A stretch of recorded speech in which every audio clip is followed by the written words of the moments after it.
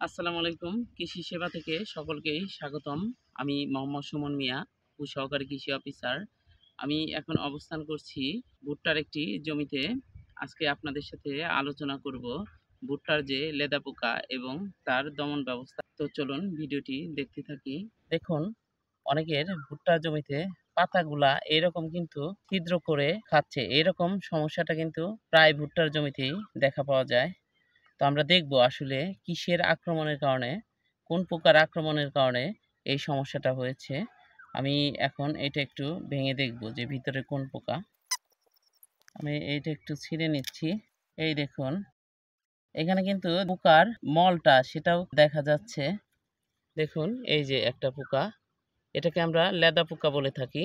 তো এই লেদা পোকার আক্রমণের কারণেই কিন্তু এই ধরনের সমস্যাটা হয়ে থাকে। এটির লক্ষণটা বোঝা যায়, এরকম পাতা ছিদ্র ছিদ্র থাকবে এবং এর ভিতরে কিন্তু মলের উপস্থিতি থাকবে। দেখেন, এটা বিশেষ করে কচি পাতা যেটা ছোট অবস্থায়, সেই সময়টা ক্ষতি করে বেশি। তো এর দমন ব্যবস্থা হিসেবে আমরা ফুল টাইম, রিভা, এসিমিক্স, গিল্ডার, আল্টিমা প্লাস, বেনথিয়াম এই ধরনের কীটনাশক যদি ব্যবহার করি তাহলে কিন্তু এই পোকা দমন করতে পারবো। ধন্যবাদ সকলকেই।